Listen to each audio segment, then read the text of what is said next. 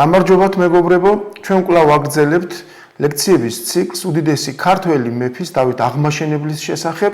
როგორც გახსოვთ, წინა ლექცია ჩვენ დავასრულეთ დავითის ტახტზე ასვლის გარემოებების შესახებ საუბრით, ამიტომ შესაბამისად ამ ლექციასაც დავითის მეფობის დასაწყისი პერიოდის მიმოხილვით, ესე ვთქვათ, განვაგრძობთ. როგორც დავითის ისტორიკოსი შენიშნავს და ხაზს უსვამს, მეფის ტახტზე ასვლის დროს სელჩუკების თარეშის შედეგად საქართველოს სამეფო უაღრესად დასუსტებული და განადგურებული იყო, ისე რომ შენობები დანგრეული იყო, სოფლები დაცარიელებული და მხოლოდ ციხესიმაგრეებში იყო შემორჩენილი მცირერიცხოვანი მოსახლეობა. ამ დროს საქართველოს სამეფოს საზღვარი ფაქტობრივად ლიხის ქედზე გადიოდა, ისე რომ სამეფო კარი მხოლოდ დასავლეთ საქართველოს და ქართლის მცირე დასავლეთ ნაწილს აკონტროლებდა. უკვე რამდენიმე საუკუნე იყო, რაც თბილისი და მისი შემოგარენი უცხო მაჰმადიანი მმართველების ხელთ იყო, ასევე დამოუკიდებლობით სარგებლობდა კახეთ-ჰერეთის სამეფო და ქვემო ქართლში ტაშილ-ძორაკერტის სამეფო. ქვემო ქართლის მთელ რიგ ციხესიმაგრეებს, მათ შორის უმნიშვნელოვანეს სამშვილდის ციხესიმაგრეს სელჩუკები აკონტროლებდნენ. საქართველოს სამეფოს იურისდიქციის გარეთ იმყოფებოდა დმანისის და რუსთავის ქალაქები, რომლებსაც ასევე მაჰმადიანი ამირები განაგებდნენ. ამ ყველაფერს უნდა დაუმატოთ ისიც, რომ თრიალეთის საერისთავოს ამ დროს ბაღვაშები ფლობდნენ, რომლებიც მხოლოდ გარეგნულად აჩვენებდნენ თავს მეფეს ერთგულად, წინამძღოლში კი თვალი ურჩოვის და აჯანყებისაკენ ეჭირათ. დავითის ისტორიკოსი, დავითის მემატიანე ხაზგასმით აღნიშნავს, რომ ზამთრის დადგომისთანავე სელჩუკები დედაწულით და ფალანგებით ჩამოდგებოდნენ ავჭალას, დიღომს, მტკვრისა და იორის სანაპიროებზე, რამე თუ მათი იყო სადგურიო. მემატიანე ასევე აღნიშნავს, რომ ამ დროს ქართლში ფეხმოკიდებული თურქები რომ დაგენახათ, იტყოდით, რომ მთელი სამყაროს, მთელი მსოფლიოს თურქებს სწორედ აი აქ მოუყრიათ თავი და თვით გონების ძალით, ანუ ფანტაზიაშიც კი ვერავინ წარმოიდგენდა, თუ ოდესმე შესაძლებელი იქნებოდა მათი ქართლიდან გაძევება, თვით სულტნის ძალითაც კიო. მემატიანე იმისათვის რომ წარმოგვადგენინოს თუ რაოდენ მასშტაბური იყო ქვეყნის უბედურება, აი ასეთი მაგალითი მოყავს, რომ თუ ვინმეს ამ დროს ქართლის ჭალებში ან ნაჭარმაგებს ნადირობა მოესურვებოდა, რომელიც მაშინ სავსე იყო გარეული მხეცებით, აუცილებლად ცხენკეთილი მეომრები უნდა მოეძია და ისე წასულიყო, რომ სელჩუკების ტყვეობაში არ აღმოჩენილიყო. სამწუხაროდ ჩვენ დავითის მეფობის დასაწყისი პერიოდის შესახებ ძალზედ მწირი ცნობები მოგვეპოვება. ძირითადად აი ამ პერიოდის შესახებ ჩვენ ინფორმაციას დავითის უცნობი მემატიანე გვაწვდის. ამ ისტორიკოსის მიხედვით დავითს თავისი მეფობის დასაწყისში პირველ რიგში ფეოდალური შიდა ფეოდალური ოპოზიციის წინააღმდეგ მიუტენია იერიში, რომელთაგან ყველაზე მძლავრი ჩემს მიერ ნახსენები ბაღვაშები იყვნენ. მემატიანე მათ განმამწარებლებს უწოდებს და აღნიშნავს, რომ პატრონთა, ანუ მეფეთა ორგულობა გვარიდან უაქუნდათო. ამ დროს თრიალეთის, ანუ კლდეკარის ერისთავი გახდათ ლიპარიტ მეხუთე ბაღვაში. ისტორიკოსი შენიშნავს, რომ მან ლიპარიტმაც მამულ პაპულთა უგზოთა კვალთასვლა დაიწყო, ანუ ტრადიციული აჯანყების და ურჩობის გზას დაადგა. დავითმა, რომელსაც სურდა, რომ ლიპარიტი გაეწრთნა, შეიპყრო ის და იმდენ ხანს ყავდა დატყვევებული, რამდენიც გონიერი კაცის აზრზე მოსასვლელად საკმარისი იყო, შენიშნავს მემატიანე. შემდეგ კი მტკიცე ფიცი და პირობა ჩამოართვა ლიპარიტს და არა მარტო გაანთავისუფლა, არამედ ძველი პატივი და დიდებაც დაუბრუნა. სამწუხაროდ ლიპარიტმა ვერ გულისხმა ხო შექმნილი ვითარება და როგორც მემატიანე მოსწრებულად შენიშნავს, ვითარცა ძაღლი მიექცა ნათხევარსათვისა და ვითარცა ღორი იმწობა სანგორელსა მწვრისასა. განაცხადა მტერობა მეფისა და უკეთურებასა ეწურთიდა საწოლსა ზედათვისსაო. ამის შემდეგ, როდესაც დავითმა დაინახა, რომ ლიპარიტის გაერთგულება, ლიპარიტის ისე ვთქვათ, მოთმინიერება შეუძლებელი იყო, ანუ აქაც ძალიან საოცრად ხატოვნად შენიშნავს მემატიანე, ვითარცა კუდი ძაღლის არა განემართების და არცა კირჩხიბი მართლადვალს, ესევე ლიპარიტის გამოსწორება შეუძლებელი იყო, ამიტომ ამის შემდეგ დავითმა შეიპყრო კვლავ ლიპარიტი, 2 წელიწადი დაპატიმრებული ყავდა, ხოლო შემდეგ კი ბიზანტიის იმპერიაში გადაასახლა, სადაც ის გარდაიცვალა კიდევაც. ლიპარიტ ბაღვაშის აჯანყება დაახლოებით 1092-1093 წლებში მოხდა, ხოლო მისი ბიზანტიაში გადასახლება 1095 წელს ოდნავ მოგვიანებით, კერძოდ 1103 წელს უკვე ლიპარიტ ბაღვაშის უკანასკნელი შთამომავალი რატი ბაღვაშიც გარდაიცვალა. მემატიანე მას კიდევ უფრო მეტად მკაცრად განსჯის, უწოდებს მას ორგულს და იქედნეს ნაშობს და ერთგვარი ნიშნის მოგებით შენიშნავს. ესრად დასრულდა სახლი ბაღვაშთა, აი ზოგიერთ ნუსხაში წერია ეს სახლი ბაღვევაშთა, სახლი განმამწარებელთა, რამე თუ სუა უკანასკნელი თხლე სასუმელი რისხვისა და არღარავინ დააშთა საყოფელთა მათ ამ მკვიდრი და მამული მათი აღიღო მეფემანო. როგორც ცნობილია, დავითმა ლიპარიტის, ანუ ბაღვაშების საგვარეულო მამული, რომელიც არგვეთში მდებარეობდა, გელათის მონასტერს და იქ დაბრძანებულ ხახულის ღვთისმშობლის ხატს შესწირა. სამწუხაროდ ჩვენ არ ვიცით რა ძალაზე დაყრდნობით დაიწყო დავითმა შინაური და გარეშე მტრების წინააღმდეგ ბრძოლა. მემატიანე საკმაოდ ძუნწად და ესე ვთქვათ მოზაიკურად გვაწვდის ამ თვალსაზრისით ცნობებს. მაგალითად, აი ერთ ადგილას ის ამბობს, რომ დავითის ირგვლივ შემოიკრიბა ნიანია კახაბერიძესა და სვანიცა აზნაურნი მცირედ დაშდომილნი სადავეო. სხვა ადგილას კიდევ მემატიანე ამბობს, რომ განძლიერდა დავით და განამრავნა სპანიო. აი ამ ესე ვთქვათ მწირცნობებზე დაყრდნობით შეიძლება ვივარაუდოთ, რომ დავითი თავისი მეფობის დასაწყის პერიოდში ძირითადად ერთგულ აზნაურებზე დაყრდნობით ამრავლებდა და აძლიერებდა ლაშქარს და ემზადებოდა სელჩუკების წინააღმდეგ გენერალური შეტევისათვის. ქართულ ისტორიოგრაფიაში გამოთქმული არის მოსაზრება, რომ სანამ გადამწყვეტ შეტევაზე გადავიდოდა დავითი, ქვეყანაში გაბატონებული სელჩუკების წინააღმდეგ პარტიზანული ბრძოლის ტაქტიკას ეწეოდა. ის მცირე, მაგრამ კარგად გარწმუნებული რაზმებით ესხმოდა თავს სელჩუკებს, ამან მოსახლეობას ესე ვთქვათ იმედი გაუღვიძა, რის შედეგიც კი ის გახდათ, რომ როგორც მემატიანე შენიშნავს, სოფლებთაც აიწყეს შთამოსვლად და დასხდომადო. ანუ ქვეყანამ თანდათანობით მოშენება და მოღონიერება დაიწყო.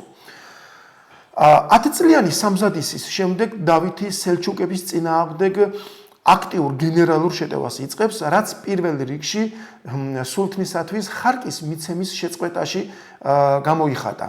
დავითის ისტორიკოსი აი ამ ამბავსაც ტრადიციული ლაკონიორობით გვაწვდის და აღნიშნავს, რომ აქა გამოვიდნენ ფრანგნი და აღიღეს იერუსალემი და ანტიოქია, შეწევნითა ღვთისაითა მოეშანა ქვეყანა ქართლისა, განძლიერდა დავით, განავროვნა სპანი და არღარა მისცა სულტანსა ხარაჯაო. ამრიგად, დავით აღმაშენებლის ისტორიკოსი მეფის მიერ სელჩუკების წინააღმდეგ აქტიური შეტევის და ქვეყნის დამოუკიდებლობის აღდგენის ხელშემწყობ ორ გარემოებას, ორ ფაქტორს უსვამს ხაზს. პირველი, საშინაო პოლიტიკური თვალსაზრისით ეს გახლდათ ქვეყნის მოშენება, მოღონიერება და ლაშქრის გამრავლება, ხოლო საგარეო პოლიტიკური თვალსაზრისით კი ჯვაროსნული ლაშქრობების დაწყება. ქართულ ისტორიკოსთა შორის არ არის აზრთა ერთიანობა იმასთან დაკავშირებით, თუ რამდენად შეუწყო ხელი პირველმა ჯვაროსნულმა ლაშქრობებმა დავითის ბრძოლას სელჩუკების წინააღმდეგ. საქმე ის გახლავთ, რომ ამ დროს დავითი და საქართველო ძირითადად დიდ სელჩუკთა იმპერიის წინააღმდეგ აწარმოებს ბრძოლას. მაშინ, როდესაც პირველი ჯვაროსნული ლაშქრობები აი ამ დიდ სელჩუკთა იმპერიას არ შეხებია, არამედ ის მცირე აზიის და სირიის სელჩუკებს და ასევე ეგვიპტელ ფატემიდებს შეეხო. აქვე ალბათ უპირიანი იქნება გავაკეთოთ განმარტება, რომ მიუხედავად იმისა, რომ სელჩუკები ამ დროს უზარმაზარ სივრცეზე ბატონობდნენ, უკვე ისინი ერთიან ცენტრს აღარ ემორჩილებოდნენ. მაგალითად, დიდ სელჩუკთა იმპერიას არ ემორჩილებოდა მცირე აზიის სელჩუკები, იმიტომ რომ აქ უკვე რუმის, ანუ იკონის სელჩუკთა სასულთნოა ჩამოყალიბებული და დამოუკიდებლობით სარგებლობს, ასევე არ ემორჩილება ან ნომინალურია ეს მორჩილება, იგივე მაგალითად სირიის სელჩუკური საამიროების მხრიდან და მით უმეტეს საერთოდ არ ემორჩილებოდა დიდ სელჩუკთა იმპერიას ეგვიპტელი ფატემიდები. ყოველივე აქედან გამომდინარე, ცნობილი აღმოსავლეთმცოდნე გოჩა ჯაფარიძე მიიჩნევს, რომ პირველი ჯვაროსნული ლაშქრობები დავითის ბრძოლის ხელშემწყობი ვერ იქნებოდა, კიდევ ერთხელ ვიმეორებთ, იმიტომ რომ ამ დროს დავითი დიდ სელჩუკთა იმპერიის წინააღმდეგ აწარმოებს შეტევას და ამ ჯვაროსნულ ლაშქრობებს შეიძლებოდა მხოლოდ მორალური, ესე ვთქვათ, მორალური მნიშვნელობა ჰქონოდა ქართველებისათვის, ვინაიდან ქართული სამყარო დაინახავდა, რომ მას მარტო აღარ უწევს ამ სუნიტურ ზღვა ზღვაში ყოფნა და რომ ქრისტიანული სამყაროს ნაწილი დაიძრა, ესე ვთქვათ, მაჰმადიანების წინააღმდეგ. თუმცა ისტორიკოსთა მეორე ნაწილი არ იზიარებს ამ მოსაზრებას და მიაჩნია, რომ პირველივე ჯვაროსნულ ლაშქრობებს უკვე დიდი მნიშვნელობა ჰქონდა დავითის ბრძოლისათვის, ვინაიდან პირველივე ჯვაროსნულმა, ესე ვთქვათ, ლაშქრობებმა სელჩუკ მეომართა დიდი კონტინგენტი მიიზიდა და ამან შეღავათი მისცა დავითს. აი მაგალითად ცნობილი სამხედრო ისტორიკოსი სოსო მარგიშვილი მიიჩნევს, რომ რომარა პირველი ჯვაროსნული ლაშქრობები, რომელმაც ესე ვთქვათ, უზარმაზარი სელჩუკური არმიები დააბანდა ესე სირიაში და პალესტინის ხაზზე, ადვილი წარმოსადგენია დავითს თავიდანვე რამდენი დიდგორის ბრძოლის გამართვა დაჭირდებოდაო. ეხლა ასე იყო თუ ისე იყო, ერთი რამ ცხადი არის, რომ დავითის ბრძოლას სელჩუკების წინააღმდეგ საგარეო პოლიტიკური თვალსაზრისით მიზეზთა კომპლექსმა შეუწყო ხელი, რომელთაგან როგორც ჩანს უმთავრესი მაინც თავად დიდ სელჩუკთა იმპერიის შიგნით მიმდინარე პროცესები იყო. კერძოდ რა გვაქვს მხედველობაში 1092 წელს შიიტმა ასასინებმა, რომლებიც გამუდმებულ ბრძოლას აწარმოებდნენ აი ამ სუნიტი სელჩუკების წინააღმდეგ, მოკლეს დიდ სელჩუკთა იმპერიის პირველი ვაზირი ნიზამ ალ-მულკი, რომელიც შეიძლება ითქვას, რომ აი ამ სახელმწიფოს ერთ-ერთი მთავარი არქიტექტორი და მისი ძლიერების გარანტი გახდათ. იმავე 1092 წელს გაურკვეველ ვითარებაში, როგორც ჩანს, ისიც ასასინების ხელით დაიღუპა სულთანი მალიქ შაჰი. ამ ყველაფერმა კი უკვე დიდ სელჩუკთა იმპერიის კიდევ უფრო მეტი დასუსტება და შიდა განხეთქილება გამოიწვია. ტახტისათვის ერთმანეთს სამკვდრო სასიცოცხლოდ დაუპირისპირდა მალიქ შაჰის ვაჟები, ბარქიარუკი და ბარქიარუკი და მუჰამადი და მათი ბიძა სირიის გამგებელი თუთუში.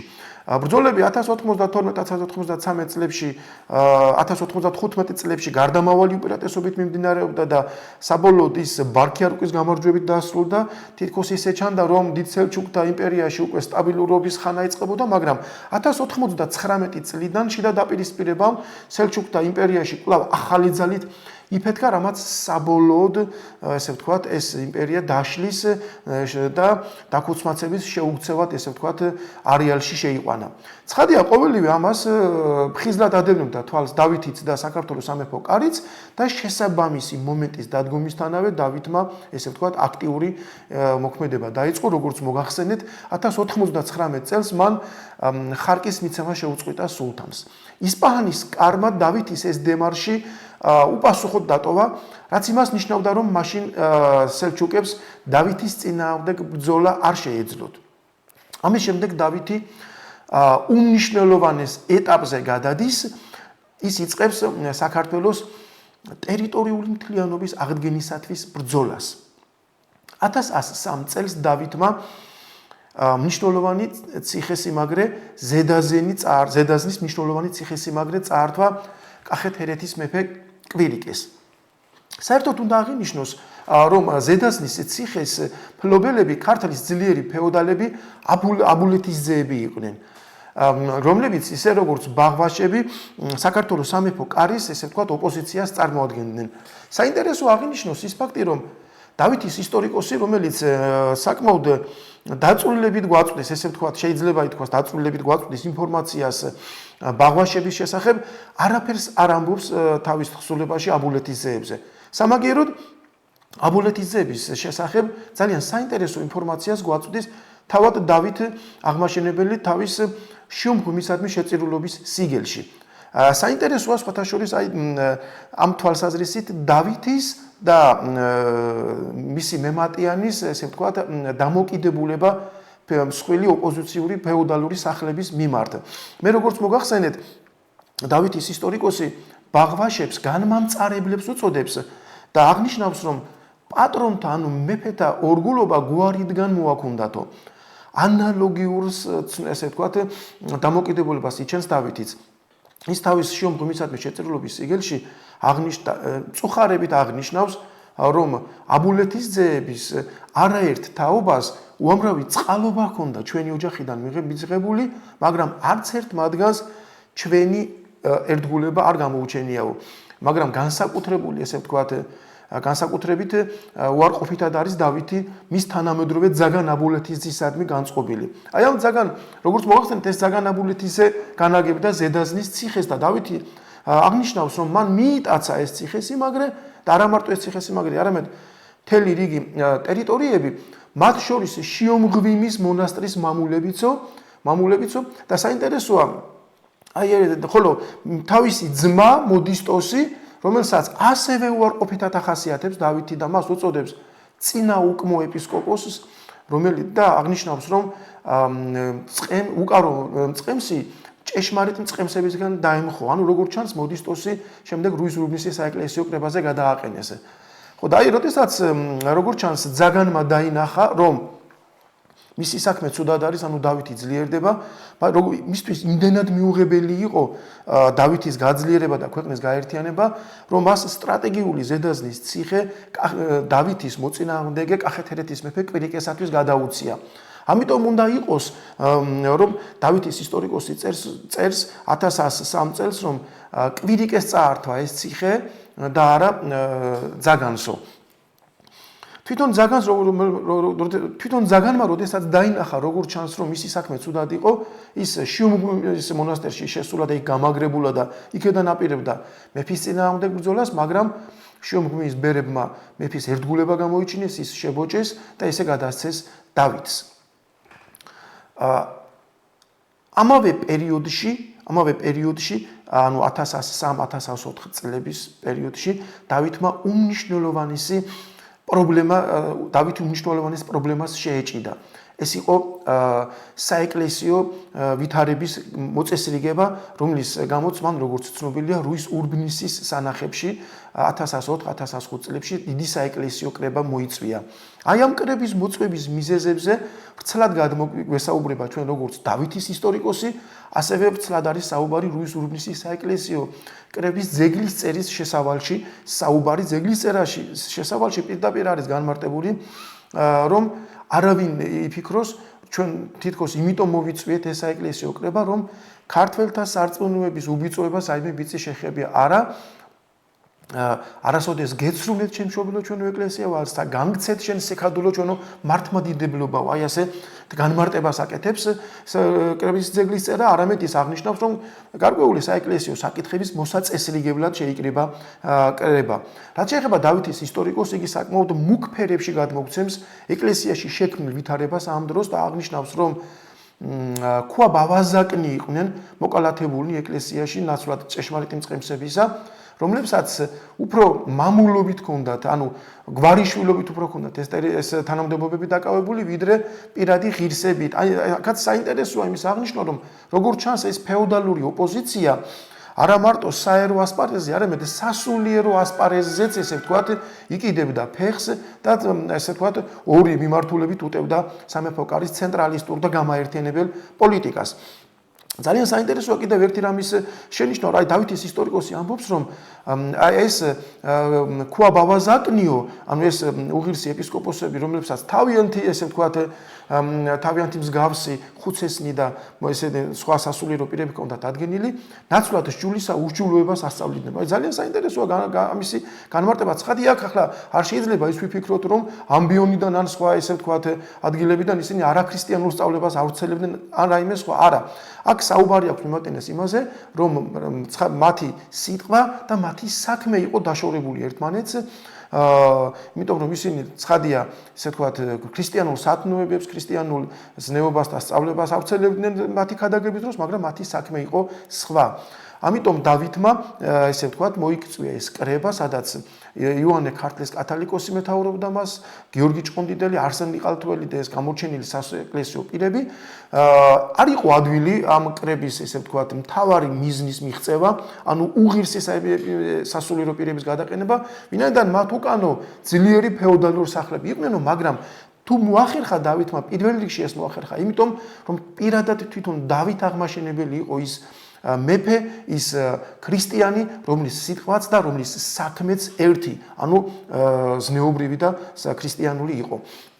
ამის შემდეგ უკვე დავითი კვლავ რუის-ურბნისის საეკლესიო კრების აი უმნიშვნელოვანესი გადაწყვეტილებების და ამ საეკლესიო პრობლემის მოგვარების შემდეგ უკვე დავითი განაგრძობს საქართველოს გაერთიანებისათვის ბრძოლას. მე მოგახსენეთ თქვენ რომ მან 1103 წელს ზედაზნის სტრატეგიული ციხე დაიკავა, რომელიც ესე ვთქვათ ფორპოსტი იყო კახეთ-ჰერეთის სამეფოს წინააღმდეგ შეტევისათვის და უკვე 1104 მომდევნო წელს 1104 წელს დავითმა კახეთ-ჰერეთის შემოიერთა. აი კახეთის-ჰერეთის შემოერთება შემდეგნაირ გარემოებაში მოხდა.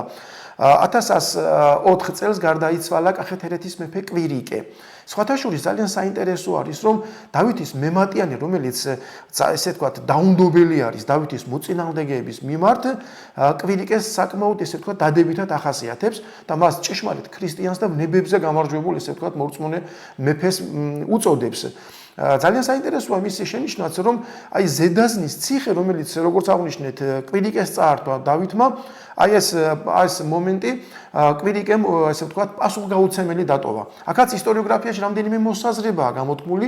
ერთი ის როგორც ჩანს, ის რომ კვირიკე როგორც ჩანს გონიერი კაცი იყო და ხვდებოდა რომ დავითის წინააღმდეგობის გაწევა მას არ შეეძლო და მეორე როგორც გითხარით მომდევნო 1104 წელს კვირიკე გარდაიცვალა და არის გამოთქმული მოსაზრება რომ შეიძლება ის ამ დროს ავადმყოფობდა და მას ესე ვთქვათ მეფის წინააღმდეგ ბრძოლა არ შეეძლო. კვირიკეს გარდაცვალების შემდეგ კახეთ-ჰერეთის ტახტზე ადის მისი ძმის წული აღსართანი. დიამეტრალურად განსხვავებულად ახასიათებს მემატიანე. მას უწოდებს ცუნდრუქს, უღირსს, არარა მეფობის ნიჭთა მქონეს.